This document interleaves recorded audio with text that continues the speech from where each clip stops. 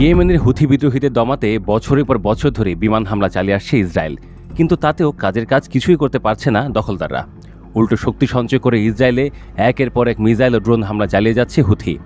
অত্যাধুনিক আকাশ প্রতিরক্ষা ভেদ করে হুথির ছোড়া মিসাইল বারবার আঘাত হানায় ইসরায়েলের গুরুত্বপূর্ণ সমুদ্রবন্দর ইলাতের কার্যক্রম পুরোপুরি বন্ধ হয়ে গেছে। সাম্প্রতিক সময়ে আন্তর্জাতিক বাণিজ্য রুট লোহিত সাগরে ইসরায়েলগামী জাহাজগুলোতে হুথি ক্রমাগত হামলায় ইসরায়েল থেকে ব্যবসা গুটিয়ে নেয় বিদেশি কোম্পানিগুলো। একটি বিদ্রোহী গোষ্ঠীর হামলার ভয়ে গুরুত্বপূর্ণ সমুদ্র বন্দর বন্ধ হয়ে যাওয়ায় ইসরায়েলের নাক কাটা যাওয়ার মতো অবস্থা। একটি বিদ্রোহী গোষ্ঠীর কাছে ইসরায়েলের এমন নাকানে চুমানি খাওয়ার প্রধান কারণ হল হুথির নেতৃত্ব। গোপন স্থানে লুকিয়ে থাকায় ইয়েমেনে কোটি কোটি ডলারের বোমা ফেলেও হুথি নেতাদের কিছুই করতে পারছে না ইসরায়েল। আর সেই সুযোগেই নিজেদের যোদ্ধাদের আরও সুসংগঠিত করে ইসরায়েলে অনবরত হামলা চালানোর নির্দেশ দেন হুথি নেতারা। তবে সর্বশেষ হামলায় হুথি বড় ধরনের ধাক্কা খেয়েছে বলে মনে করছে ইসরায়েল, কারণ খবর পাওয়া গেছে যে এই হামলায় হুথির প্রধানমন্ত্রী আব্দুল আজিজ বিন হাফতুর নিহত হয়েছেন। আব্দুল আজিজ বিন হাফতুর আন্তর্জাতিকভাবে স্বীকৃত সরকারের প্রধানমন্ত্রী নন।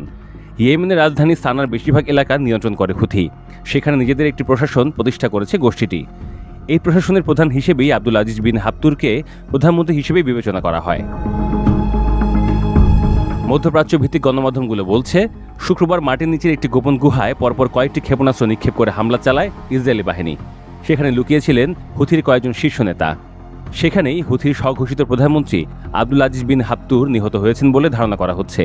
এছাড়া এই হামলায় হুথির প্রতিরক্ষা মন্ত্রী মোহাম্মদ আল আতিফি এবং সেনাপ্রধান মোহাম্মদ আবুদ আল করিম আল গামারিও নিহত হয়েছেন কিনা তা খতিয়ে দেখছে ইসরায়েলি কর্মকর্তারা। ইয়েমেনের হুথি বিরোধী সূত্রগুলো বলছে, সানায় এই হামলায় হুথির প্রধানমন্ত্রী আহমেদ গালেব আল রাহুই নিহত হয়েছেন।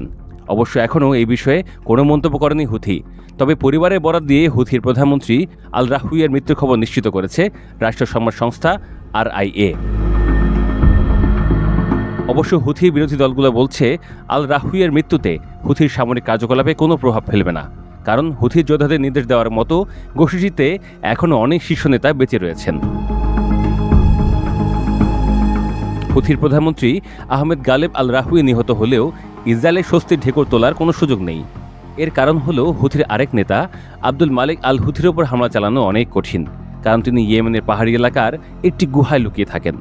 এছাড়া তিনি খুব কমই এক জায়গায় থাকেন। এছাড়া কড়া নিরাপত্তার কারণে তাকে খুঁজে পাওয়া এক প্রকার অসম্ভব।